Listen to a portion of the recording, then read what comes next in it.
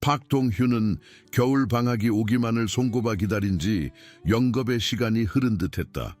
남산 고등학교 수업이 2주 남짓 남았고 그러면 그는 마침내 2학년이 된 이후 매일같이 겪어야 했던 고통에서 벗어날 수 있었다. 177빛의 키에 헐렁한 스웨터 속에 감춰진 탄탄한 근육을 가진 동현은 그림자처럼 복도를 걸어 다녔다. 고개를 숙이고 이어폰을 꽂은 채 가을부터 그의 삶을 비참하게 만든 3명의 무리로부터 자신을 보호해 줄 수 있는 건 그저 눈에 띄지 않는 것뿐이라고 믿었다. 모든 것은 동현이 소방훈련 중에 부주의하게 강태준과 부딪히면서 시작되었다. 그 바람에 태준이 아끼는 에너지 드링크를 새 운동화에 쏟게 된 것이다. 간단한 사과와 닦아주겠다는 제안으로 끝날 수도 있었던 일이 어쩌다 3개월 동안 끊임없이 이어지는 괴롭힘으로 번지게 되었다. 바싹 깎은 머리에 레슬링부 에이스다운 거만한 걸음걸이를 가진 3학년 태준은 동현에게 예의를 가르쳐야겠다고 결심했다. 그의 추종자들인 윤지훈과 최민우는 특히 약한 사람을 괴롭히는 일이라면 언제나 태준의 지시를 따르려 했다. 괴롭힘은 익숙한 패턴을 따랐다. 분비는 복대서 고의로 어깨를 부딪히는 행위, 동현의 손에서 책을 실수로 떨어뜨리는 행위, 낡은 옷과 다른 가방에 대한 날카로운 비난, 교직원의 눈에 띄지 않을 때 가끔씩 밀치는 행위. 동현은 아무 말 없이 모든 것을 감내했고 그것은 어떤 반항보다 태준을 더 격분시키는 것처럼 보였다. 태준이 몰랐던 것은 동현이 지난 4년 동안 강남에 있는 이모 박선영의 도장에서 합기도를 수련했다는 사실이었다. 다른 아이들이 쇼핑몰에서 시간을 보내거나 비디오 게임을 하는 동안 동현은 매주 화요일과 목요일 방과 후에 매트 위에서 구르며 균형 방향 전환 그리고 공격자의 힘을 역이용하는 원리를 배웠다. 전직 무술 선수였던 선영 이모는 그에게 훈련의 중요성과 자신의 기술을 언제 사용해야 하는지를 끊임없이 강조했다. 싸움은 최후의 수단이야 동현아. 선영 이모는 매 훈련 세션이 끝날 때마다 이렇게 말했다. 하지만 네 안녕이 진정으로 위협받을 때 그것을 확보하기 위해 행동해야 한다. 단 일단 개입하면 상황이 바뀐다는 것을 기억하렴. 동현은 태준 일당과의 굴욕적인 만남을 겪을 때마다 그 말을 가슴에 새겼다. 그는 그들의 기분을 읽고 움직임을 예측하고 가장 중요한 것은 그들의 평소 조롱보다 더 심각한 일을 꾸미고 있다는 것을 알아차리는 법을 배웠다. 12월 3일 화요일 아침 동현은 변화를 감지했다. 태준은 1교시 화학 시간 내내 평소와 달리 조용했고 실험대 건너편에서 그를 쏘아보았다. 윤지훈은 수업 시간 사이에 복대서 그를 보며 짓궂은 미소를 지었는데 그것은 곧 문제가 닥칠 것이라는 신호였다. 점심시간이 되자 동현은 폭풍 전야의 고요함처럼 뚜렷한 불안감을 느낄 수 있었다. 그는 다시 스터디 카페에서 점심을 먹을 계획이었지만 김 선생님이 교직원 회의 때문에 문을 잠갔다. 기술센터는 유지 보수 때문에 문을 닫았다. 심지어 그의 평소 피난처였던 창작관조차 사진 동아리가 학기 전시회를 준비하느라 점거하고 있었다. 동현은 갈 곳을 찾지 못하고 자전거 보관대 근처에서 조용한 곳을 찾아 점심 도시락을 들고 학생 주차장으로 향했다. 12월의 공기는 상쾌하고 매서웠고 그는 주차장 뒤쪽의 콘크리트 주차 차단벽에 자리를 잡자 입김이 작은 구름처럼 피어올랐다. 샌드위치를 막 꺼내려던 찰나 뒤에서 아스팔트 위를 걷는 발소리가 들렸다. 어라 이런, 누가 혼자 있나 보네. 동현은 뒤돌아보지 않아도 강태준의 목소리라는 것을 알 수 있었지만 그래도 뒤돌아봤다. 3명의 3학년은 학교 건물로 돌아가는 길을 막는 포위 대형을 이루며 약 3m 떨어진 곳에 서 있었다. 태준은 야구 점퍼 주머니에 손을 깊숙이 찔러 넣었고 윤지훈은 손가락 마디를 꺾고 있었으며 최민우는 초조하게 주위를 둘러보는 것으로 보아 그들이 계획한 일에 마지못해 참여한 듯했다. 박동현, 우리 얘기 좀 해야겠다. 태준은 한 걸음 더 다가서며 말을 이었다. 내가 몇 달 동안 내 권위에 도전하고 마치 다른 사람들 위에 있는 것처럼 행동했지 나를 그냥 무시할 수 있다고 생각하는 것 같아. 동현은 천천히 일어서서 주차 차단벽 위에 점심을 놓았다. 심박수는 빨라졌지만 선영 이모가 가르쳐준 대로 호흡은 조절된 상태를 유지했다. 그는 4년 동안의 훈련으로 몸이 자연스럽게 유연하고 안정된 자세로 바뀌는 것을 느낄 수 있었다. 나는 싸움을 원하지 않아, 강태준. 동현은 조용히 말했다. 나는 그냥 점심을 먹고 싶을 뿐이야. 윤지우는 차가운 소리가 주변채 울려 퍼지며 웃었다. 들었어, 강태준? 그는 싸움을 원하지 않는데 얼마나 소심한 생물이냐? 그게 문제야. 태준은 주머니에서 손을 꺼내 손가락을 폈다. 너는 모든 것을 피할 수 있다고 생각하지. 하지만 오늘 너는 예의를 배우게 될 거야. 동현은 재빨리 주차장을 둘러봤다. 몇 대의 차가 흩어져 있었지만 다른 학생들은 보이지 않았다. 점심시간은 20분밖에 되지 않았고 대부분의 아이들은 추운 날씨에 실내에 머물렀다. 그는 정말로 그 3명과 단둘이 있었다. 야, 내 신발에 대해 사과했잖아. 동현은 다시 시도했다. 내가 돈을 내겠다고 제안했어. 뭘 더 원하는 거야? 나는 네가 네 자리를 이해하길 원해. 태주는 으르렁거리며 한 걸음 더 내디뎠다. 이제 그는 약 2미터 떨어진 곳에 있었고 동현은 그의 회색 눈에서 분노가 타오르는 것을 볼 수 있을 만큼 가까웠다. 내 태도에 질렸어. 태도 교정이 필요해. 그때 동현은 태준의 어깨가 긴장하고 오른손이 주먹을 쥐는 것을 보았다. 4년간의 훈련은 공격에 앞서 나타나는 미묘한 신호를 읽는 법을 가르쳐 주었다. 태준은 주먹을 날리려 하고 있었고 아마도 굴욕감과 피해를 극대화하기 위해 그의 얼굴을 노릴 것이다. 태준의 팔이 동현의 코를 정면으로 겨냥한 넓고 예측 가능한 스윙으로 앞으로 나오자 시간이 느려지는 듯했다. 동현은 도장에서 이와 똑같은 펀치를 수백 번이나 보았고 기술보다 힘에 의존하는 더 크고 강한 상대들이 날리는 펀치였다. 그의 몸은 의식적인 생각 없이 반응했고 근육 기억이 작동했다. 동현은 체중을 오른발로 옮기고 태준의 주먹이 그의 뺨 근처의 공기를 가르며 몇 센티미터 차이로 빗나가도록 몸을 뒤로 젖혔다. 같은 유연한 동작으로 그는 몸을 낮추고 정확한 다리 걸기를 실행하여 태준의 모든 체중이 빗나간 펀치에 실리는 순간 그의 발목을 잡았다. 태준은 세게 넘어졌고 그의 운동량은 다리가 아래에서 뻗어나가면서 그를 앞으로 나아가게 했다. 그는 거친 표면에 손을 긁으며 넘어지지 않으려고 애쓰면서 쿵 하는 소리와 함께 포장 도로에 부딪혔다. 잠시 동안 태준이 신음하고 몸을 일으키려고 애쓰는 소리 외에는 주차장이 완전히 조용했다. 윤지훈과 최민우는 충격에 휩싸여 입을 벌린 채 멍하니 바라봤다. 그들은 조용한 아이를 짓밟는 리더의 모습을 보게 될 것이라고 예상했지만 긁힌 손과 산산이 부서진 이미지로 땅바닥에 널브러져 있는 모습을 보게 될 것이라고는 예상하지 못했다. 뭐야 저건? 윤지훈은 마침내 더듬거리며 말했다. 어떻게 한 거야? 동현은 발 앞꿈치에 균형을 잡고 손을 옆으로 늘어뜨린 채 준비 자세를 유지했다. 심장이 쿵쾅거렸지만 호흡은 여전히 조절되어 있었다. 나는 너희 누구와도 싸우고 싶지 않아. 그는 침착하게 말했다. 그냥 내버려둬. 태주는 얼굴이 당혹감과 분노로 붉어진 채 힘겹게 일어섰다. 그의 손바닥에 난 상처에서 피가 새으며 나왔고 그의 비싼 재킷 앞면에는 흙이 묻어 있었다. 이 자식, 그는 침을 뱉었다. 그건 그냥 운이었어.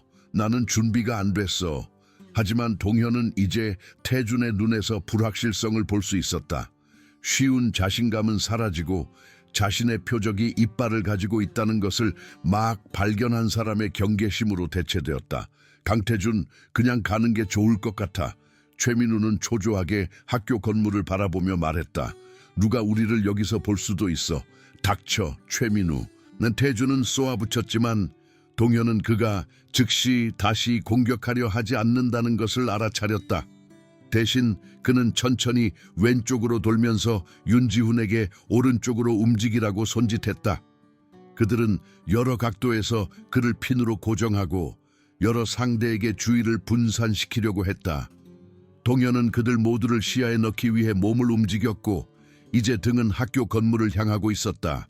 이것은 선영 이모가 경고했던 바로 그 상황이었다. 여러 명의 공격자는 역학관계가 완전히 바뀐다는 것을 의미했다. 훈련을 받았더라도 3명과 동시에 싸우는 것은 거의 불가능할 것이다. 너는 위험한 길을 걷고 있어. 동현은 자신의 목소리가 자신이 느끼는 것보다 더 자신감을 실어주기를 바라며 말했다. 이것이 더 악화될 필요는 없어. 훨씬 더 불쾌해질 거야. 태주는 긁힌 손바닥에서 피를 닦아 청바지에 묻히며 약속했다. 윤지훈, 내가 신호를 보내면 우리 둘 다 그에게 달려들어. 그는 우리 둘 다 피할 수 없어. 윤지훈은 몇 달 동안 괴롭혀 온 아이에게 리더가 쓰러지는 것을 지켜본 후 자신의 명예를 회복할 준비가 된 듯 열렬히 고개를 끄덕였다. 최민우는 그 자리에 남아 발을 초조하게 움직이며 상황이 악화되는 것에 불편함을 느끼는 듯했다. 동현의 마음은 선택사항을 훑어보았다. 그는 도망칠 수도 있었지만 윤지훈은 육상부였고 태주는 축구를 했다. 그들은 그가 건물에 도착하기 전에 그를 잡을 것이다. 그는 도움을 요청하기 위해 소리칠 수도 있었지만 주차장은 외딴 곳에 있었고 안에 있는 누구도 점심시간의 소음 때문에 그의 말을 듣지 못할 것이다. 싸움은 점점 더 그의 유일한 선택처럼 보였다. 그때 태준이 움직였다. 지금! 그는 소리치며 달려들었고 윤지훈은 오른쪽에서 달려들었다. 이번에는 동현에게 한 명의 상대를 피하고 넘어뜨릴 여유가 없었다. 다른 각도에서 오는 2명의 공격자와 함께 그는 이모가 가르쳐준 대로 생각해야 했다. 그들의 운동량을 역이용하라. 그들이 그와 싸우는 것이 아니라 서로 싸우게 하라. 태준이 또 다른 거친 스윙으로 달려들자 동현은 재빨리 왼쪽으로 비켜서 윤지훈의 진로로 곧장 들어섰다. 동현을 허리 주위로 붙잡는 데 집중했던 윤지훈은 갑자기 태준이 바로 앞에 있는 것을 발견했다. 2명의 3학년은 쿵 하는 소리와 함께 서로 부딪혔고 윤지훈의 운동량이 그들 모두의 균형을 잃게 만들면서 태준의 팔꿈치가 윤지훈의 어깨에 부딪혔다.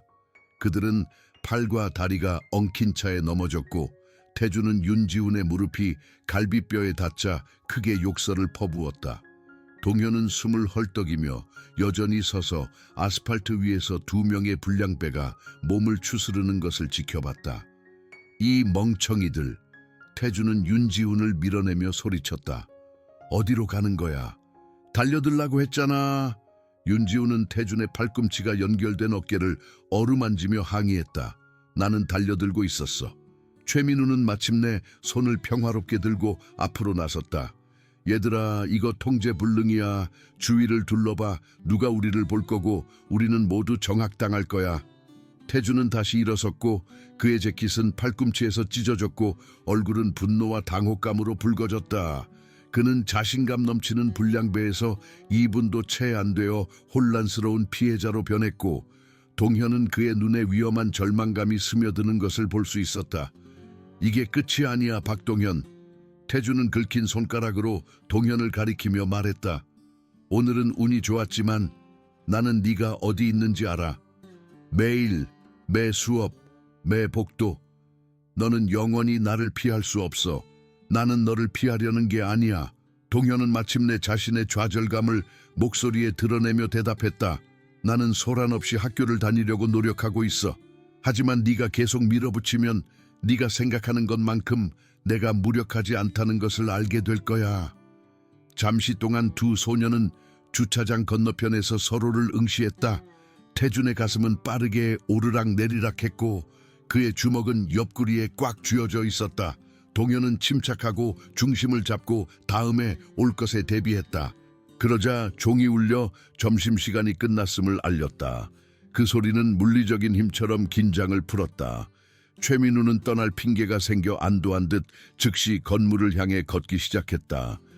윤지훈은 망설이며 태준과 동현 사이를 번갈아 보다가 최민우를 따라갔다. 태주는 몇 초 더 남아 회색 눈으로 미래의 갈등을 약속하며 불태웠다. 이건 끝이 아니야. 그는 다시 말하고는 왼쪽 다리를 약간 절뚝거리며 학교를 향해 걸어갔다. 동현은 세 사람이 모두 안으로 들어간 후에야 긴장을 풀 수 있었다. 그의 손은 약간 떨리고 있었고 즉각적인 위험이 지나가자 아드레날린이 마침내 그를 따라잡았다. 그는 버려진 점심을 내려다보고는 더 이상 배가 고프지 않다고 결심했다. 그날의 나머지 시간은 꿈결처럼 지나갔다. 동현은 태준이나 그의 친구들이 수업 시간 사이에 그를 궁지에 몰아넣을 것이라고 계속 예상했지만 그들은 평소에 그가 그들을 피하는 것만큼이나 그를 피하는 것처럼 보였다. 소문은 남산고등학교처럼 학교에서 산불처럼 퍼져나갔고 마지막 시간쯤 되자 동현은 다른 학생들이 그를 다르게 보고 있다는 것을 알아차렸다. 어떤 사람들은 호기심을 가지고 어떤 사람들은 다른 종류의 존경심을 가지고 그들이 함께 건물을 나설 때 마침내 무언가를 말한 사람은 AP 역사 수업의 김서연이었다. 점심시간에 강태준을 주차장에서 쓰러뜨렸다는 게 사실이야. 그녀는 어두운 눈을 빛내며 물었다. 동현은 어떻게 대답해야 할지 몰라 어깨를 으쓱했다. 그가 넘어졌어. 서연은 웃었다. 내가 들은 것과는 다르네. 윤지우는 네가 일종의 무술 고수라고 모두에게 말하고 있어.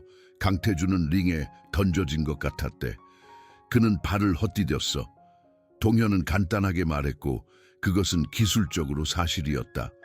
글쎄 무슨 일이 있었든 학교 절반이 그 일에 대해 이야기하고 있어. 강태준은 몇 년 동안 사람들을 괴롭혀왔고 아무도 그에게 맞서지 않았어. 서연은 버스 정류장에서 멈춰서서 새로운 관심을 가지고 동현을 주에 깊게 바라봤다. 어디서 그렇게 싸우는 법을 배웠어? 나는 싸움을 피한다. 동현은 말했다. 나는 그냥 맞고 싶지 않았을 뿐이야.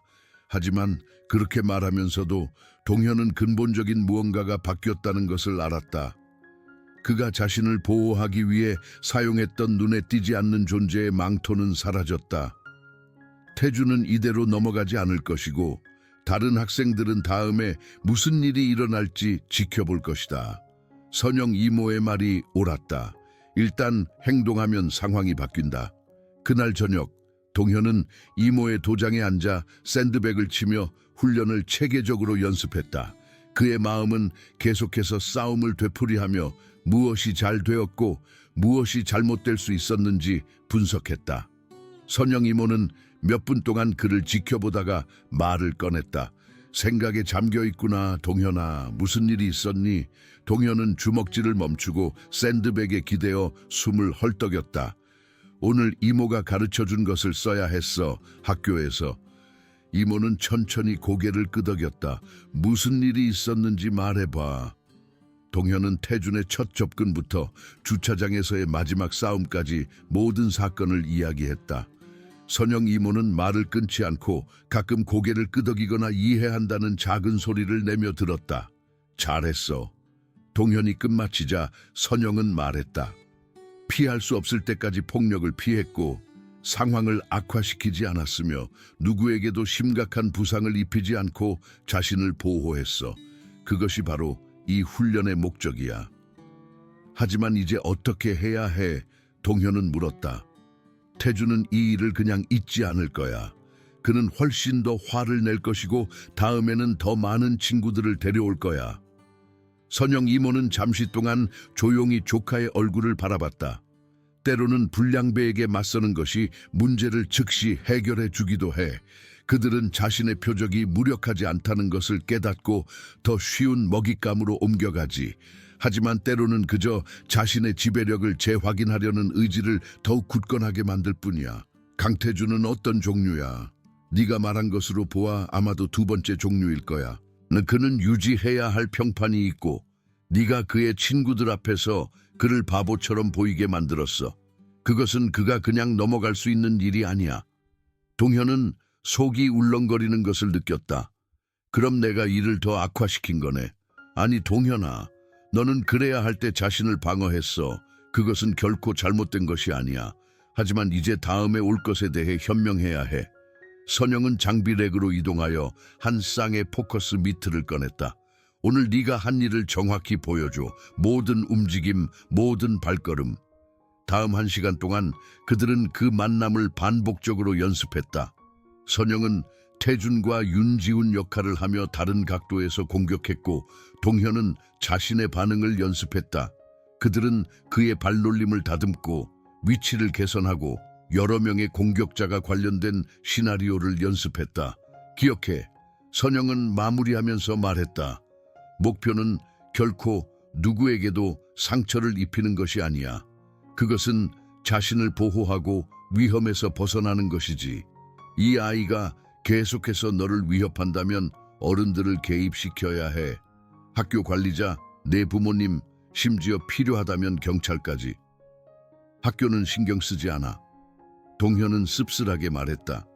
나는 강태준이 다른 아이들을 3년 동안 밀치는 것을 봤어. 아무도 아무것도 하지 않아. 그렇다면 모든 세부 사항을 기록해. 모든 위협, 모든 사건, 모든 증인, 그들이 행동하도록 강요하는 부인할 수 없는 이야기를 구성하는 거야. 선영은 동현에게 수건과 물병을 건넸다. 하지만 가장 중요한 것은 결코 싸움을 일으키지 않는 거야. 강태준이 이 일을 확대하고 싶다면 그가 공격자가 되게 해. 내 임무는 견디고 도움을 구하는 거야. 다음 날 아침 동현은 불안감과 결의가 뒤섞인 채 남산 고등학교에 접근했다. 그는 거의 잠을 자지 못하고 마음속으로 다양한 시나리오를 되풀이하며 태준이 계획했을지도 모르는 일에 대비했다. 어제 일어난 일이 몇몇 학생들에게만 퍼진 것이 아니라는 첫 번째 징후는 그가 중앙복도를 걸어갈 때 대화가 뚝 끊기는 방식이었다. 저학년 학생들은 무언가를 중심으로 모여 손가락질하고 속삭였고 일부 3학년 학생들은 호기심부터 존경, 노골적인 적대감에 이르기까지 다양한 표정으로 그를 바라봤다. 동현은 1교시와 2교시를 별다른 일 없이 넘겼지만 긴장이 고조되는 것을 느낄 수 있었다. 태준은 화학 수업에 없었는데 그것은 드문 일이었다. 윤지훈은 방 건너편에서 그를 노려봤지만 접근하지는 않았다. 동현이 태준이 단순한 싸움보다 더 큰 계획을 꾸미고 있었다는 것을 깨달은 것은 3교시 전 쉬는 시간이었다. 그는 AP 역사 교실로 걸어가다가 본관 근처에 군중이 모여있는 것을 알아차렸다. 학생들은 무언가를 중심으로 모여 손가락질하고 웃고 있었다. 동현이 가까워지자 그들이 그의 사물함을 보고 있다는 것을 깨달았다. 누군가가 빨간 글자로 금속 표면에 표적 지정이라고 스프레이로 칠해 놓았다. 그 아래에는 더 작은 글자로 금요일 오후 서쪽 주차장 3시 30분이라고 적혀 있었다. 오늘은 수요일이었다. 동현은 낙서를 멍하니 바라봤고 속이 울렁거렸다. 이것은 더 이상 괴롭힘이 아니었다. 태준은 그것을 공개적인 볼거리로 만들고 그들의 분쟁을 공연으로 바꾸고 있었다.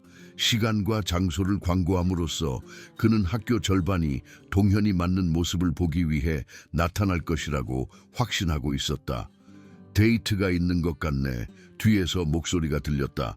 동현이 돌아보니 거의 알지 못하는 3학년 여학생인 김민지가 읽기 어려운 표정으로 그의 사물함을 바라보고 있었다. 그런 것 같아. 동현은 조용히 대답했다. 강태준은 모두에게 내게 예의를 가르쳐 줄 거라고 말하고 있어. 민지는 말을 이었다. 네가 어제 그를 매복 공격하고 현장에서 도망쳤다고. 동현은 왜곡된 이야기에 거의 웃을 뻔했지만 이 상황에 웃긴 것은 아무것도 없었다. 그건 사실이 아니야. 알아. 민지는 말했다. 내 남동생이 식당 창문에서 보고 있었어. 그가 모든 것을 봤어. 그녀는 잠시 멈춰서서 동현을 주에 깊게 바라봤다. 강태준은 이번에는 지원군을 모으고 있어. 최민우의 형과 레슬링부에서 온 몇 명의 남자. 그들은 금요일 방과 후에 너를 가두려고 계획하고 있어. 동현은 속이 뚝 떨어지는 것을 느꼈다. 이것은 그가 혼자 감당할 수 있는 것 이상으로 확대되었다. 태준과 1대1로 싸우는 것은 괜찮았지만 5명 또는 6명의 상대를 상대하는 것은 자살 행위였다. 왜 내게 말하는 거야? 그는 물었다. 민지는 어깨를 으쓱했다. 왜냐하면 강태준은 몇 년 동안 그래 왔어야 할 놈이고 내 동생은 네가 어제 그를 다치게 하려고 하지도 않고 그냥 바보처럼 보이게 만들었다고 말했기 때문이야. 그것은 기술이 필요해. 동현이 대답하기도 전에 그녀는 떠났고 그는 점점 더 많은 구경꾼들이 모여있는 가운데 훼손된 사물함 앞에 서 있었다. 수요일의 나머지 시간과 목요일 전체는 속삭이는 대화와 의미심장한 눈빛 속에서 흐릿하게 지나갔다. 낙서는 관리 직원에 의해 그의 사물함에서 지워졌지만 메시지는 이미 학교 전체에 퍼져 있었다. 동현이 한 번도 이야기해 본 적이 없는 학생들이 복돼서 그에게 접근했고 어떤 사람들은 지지를 표명하고 어떤 사람들은 태준이 금요일의 싸움에 대해 진지하다는 것을 경고했다. 목요일 저녁이 되자 동현은 끝나지 않는 악몽에 갇힌 것 같았다. 그는 부모님에게 이야기하는 것을 고려했지만 그들은 생계를 유지하기 위해 둘 다 2배의 교대 근무를 했고 그는 그들에게 더 이상의 부담을 주고 싶지 않았다. 그는 학교 행정실에 가는 것을 생각했지만 그들이 괴롭힘 사건을 무시하는 것을 몇 년 동안 지켜본 결과 상황을 악화시킬 뿐이라고 확신했다. 그날 밤 그는 선영 이모에게 전화했다. 이것은 선을 넘었어, 동현아. 동현이 상황을 설명하자 선영은 말했다. 이제 어른의 도움이 필요해. 이것은 더 이상 자신을 방어하는 것에 관한 것이 아니야. 이것은 너를 신체적으로 해치려는 의도를 가진 나이가 더 많은 남자들의 집단에 관한 것이야. 내가 그냥 나타나지 않으면 어떻게 돼? 동현은 물었다. 내가 방과 후에 바로 떠나서 주차장을 피하면 그러면 강태준은 또 다른 시간과 장소를 고를 거야. 이런 불량배들은 쉽게 포기하지 않아. 그들은 후퇴를 취약성으로 해석하고 그것은 그들을 더욱 대담하게 만들지. 선영은 잠시 동안 조용했다. 나는 이모가 교감 선생님과 이야기를 나누어야 할 때라고 생각해. 안 돼요. 동현은 재빨리 말했다. 선영 이모, 제발. 이모가 학교에 전화하면 모든 것이 더 악화될 거야. 강태준은 내가 자신의 싸움을 싸울 수 없는 고자질쟁이라고 말할 거야. 이것은 싸움을 싸우는 것에 관한 것이 아니야. 동현아, 이것은 네 안전에 관한 것이야. 하지만 동현은 이모의 목소리에서 불확실성을 들을 수 있었다. 선영도 공립학교 시스템을 거쳤다. 그녀는 이런 일이 어떻게 진행되는지, 어른의 개입이 때로는 표적의 삶을 어떻게 더 비참하게 만드는지 알고 있었다. 금요일까지 시간을 줘. 동현은 말했다. 이 일을 한 번 더 처리해 보게 해줘. 잘못되면 경찰, 학교, 부모님 모두에게 전화할게. 선영은 오랫동안 조용했다. 만약 네가 이 일을 하려고 한다면 현명해야 해. 고립되지 않도록 하고 관찰자를 두고 어른들이 무슨 일이 일어나고 있는지 볼 수 있는 눈에 띄는 장소에 머물러. 그리고 기억해. 네 목표는 난투에서 승리하는 것이 아니라 자기 보존과 도움을 확보하는 것이어야 해. 금요일은 회색빛으로 춥고 동현이 학생 주차장을 가로질러 걸어갈 때 생생한 바람이 그의 재킷을 꿰뚫었다. 오후 3시 35분 태준이 광고한 싸움 시간보다 5분 늦었고 동현은 의도적으로 늦었다. 그는 지난 1시간을 스터디 카페에서 숙제를 하며 태준이 지루해져서 떠나기를 바라며 보냈다. 하지만 3일 전에 점심을 먹었던 곳에 가까워지자 2명의 구경꾼들이 느슨한 원을 그리며 모여있는 것을 볼 수 있었다. 그 중심에는 태준이 레슬링부에서 온 4명의 위압적인 인물과 함께 서 있었다. 태준은 지원군을 데려오겠다는 맹세를 지켰다. 동현이 다가가자 군중은 갈라졌고 그는 모든 발걸음에 수많은 시선이 고정되는 것을 느낄 수 있었다. 일부 학생들은 다음에 일어날 일을 포착할 준비를 하고 장치를 들고 있었다. 동현은 이것이 태준이 원했던 바로 그것이라는 것을 깨달았다. 몇 시간 안에 소셜미디어에 공유될 공개적인 망신. 어라, 이런. 동현이 원의 가장자리에 다다르자 태준이 소리쳤다. 누가 마침내 나타나기로 결심했는지 봐. 나는 네가 겁먹고 도망갔다고 생각하기 시작했어. 동현은 모인 군중을 둘러보며 수업, 식당, 복도에서 얼굴을 알아봤다. 이들은 태준의 친구들이 아니었다. 그들은 싸움에 대해 듣고 보러 온 학생들일 뿐이었고 사람들이 교통사고를 보기 위해 속도를 늦추는 것과 같았다. 나는 여기 있어. 동현은 간단하게 말했다. 뭘 원해? 태주는 청중을 즐기는 듯 분명히 미소를 지었다. 나는 네가 공개적으로 철회하기를 원해. 이 모임 앞에서 나를 무시하고 나를 매복 공격하고 네가 특별하다고 생각한 것에 대해 레슬링 선수 중 한 명인 동현이 알아보지 못하는 굵은 목을 가진 3학년 학생이 큰 소리로 손가락 마디를 꺾었다. 그리고 나서 우리는 자신의 자리를 잊은 사람들에게 가혹한 교훈을 줄 거야. 동현은 익숙한 평온함이 그에게 내려오는 것을 느꼈다. 선영 이모와 훈련 세션을 하는 동안 들어갔던 것과 같은 고조된 인식. 그의 숨결은 안정되고 그의 지각은 날카로워졌으며 주변 소리는 둔탁한 배경소음으로 줄어들었다. 나는 나 자신을 보호한 것에 대해 사과하지 않을 거야. 동현은 주차장 전체에 울려 퍼지도록 분명하게 말했다. 그리고 나는 더 이상 너의 강압에 굴복하지 않을 거야. 태준의 미소는 약간 흔들렸다. 그는 두려움, 아마도 구걸이나 도망치려는 시도를 예상했다. 작은 소년의 목소리에 담긴 흔들리지 않는 침착함은 그가 계획했던 것이 아니었다. 더 작은 개인의 용감한 말. 태준은 말했지만 동현은 불안감이 스며드는 것을 들을 수 있었다. 네가 그것을 입증할 수 있는지 보자. 그때 동현은 모든 것을 바꾼 무언가를 알아차렸다. 스터디 카페 감독관인 김 선생님이 약 50m 떨어진 정문 근처에 서서 싸움을 분명히 관찰하고 있었다. 그는 장치를 들고 있었고 동현은 그가 장면을 기록하고 있다고 확신했다. 더 중요한 것은 태준이 눈치채지 못했다는 것이다. 여기서 이 일을 하고 싶은 게 확실해? 동현은 학교를 향해 약간 고개를 끄덕이며 물었다.